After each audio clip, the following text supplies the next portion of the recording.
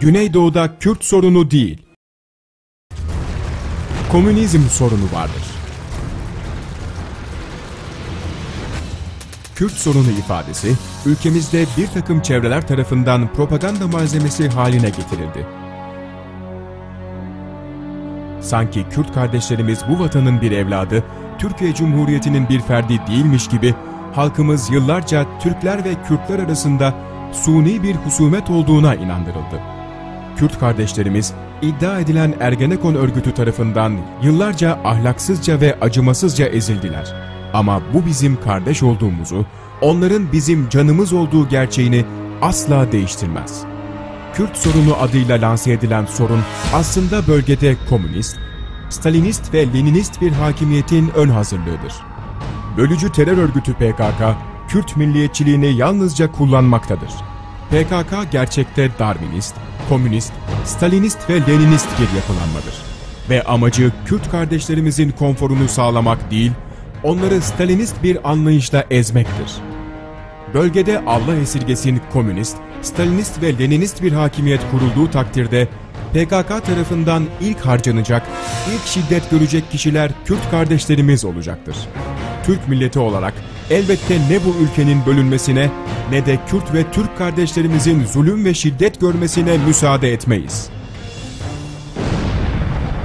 Güneydoğu'daki komünist tehlikenin farkına varmak şarttır. Şu anda teröre en iyi çözüm özerklik söylemleriyle ortaya çıkan pek çok kişi, ülkemizin güneydoğusundaki sorunun bir komünizm sorunu olduğundan habersizdirler. Bölgede Cumhuriyet tarihinin en büyük komünist ayaklanması olduğu gerçeğini göz ardı etmektedirler. Doğru tedbiri alabilmek için önce tehlikenin ne olduğunu ve boyutlarını iyi bilmek gerekir. PKK Darwinisttir. Her komünist yapılanmada olduğu gibi PKK terör örgütü de tümüyle Darwinist ideoloji üzerine bina edilmiştir. Bebek katili Abdullah Öcalan, Darwinist görüşlerini açıkça ve sıklıkla dile getirmektedir. Toplumsallık insan türünün varlık koşuludur. Kendinden önceki primat, yani insana en yakın familya türünden kopup insanlaşması, toplumsallaşma düzeyiyle at başı gittiği sosyal bilimin en yakın bir gerçeğidir. PKK dinsizdir. PKK terör örgütü son zamanlarda bazı çevrelerin iddia ettiği gibi Zerdüşt değil, Darwinist ideolojinin gerektirdiği şekilde dinsiz bir yapılanmadır. Nitekim PKK lideri Abdullah Öcalan, dine karşı sapkın görüşlerini sık sık dile getirmekten çekinmemektedir. Bu fikirler, örgütün temel fikir sistemini temsil etmektedir. Yüce Rabbimizi tenzih ederiz. Bizim dinle ilişkimiz yok. Halkımız Tanrı'dan, ideolojiden kopmalıdır. Ben çok uğraştım, sonunda Tanrı'dan koptum. Tanrı'yı aştım.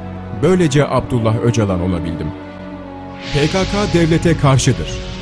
PKK Türkiye Cumhuriyeti'ni bölmeyi, yıkmayı ve ardından sınır ötesine ulaşarak yeni devletlere ulaşmayı ve bunları da parçalamayı amaçlamaktadır. Dolayısıyla özerk bir Kürt devleti söylemlerinden bahsederken aslında ülkemizi bölüp parçalamanın sadece ilk aşamasından bahsedilmekte ama aslında komünist bir dünya devleti hedeflenmektedir. Bu düşüncede devletlerin yıkılması da Leninizmin gereği olarak kanlı ve terör eylemleriyle dolu olacaktır.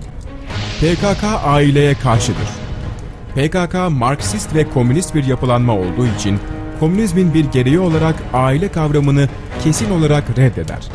Aile, feodal sistemin bir parçası olarak kabul edilmiş, aileyle ilişkilerin koparılmasının komünist mücadeleye odaklanmak için gerekli olduğu telkini verilmiştir. Bebek katili Öcalan'ın bu konuyla ilgili sözleri oldukça dikkat çekicidir.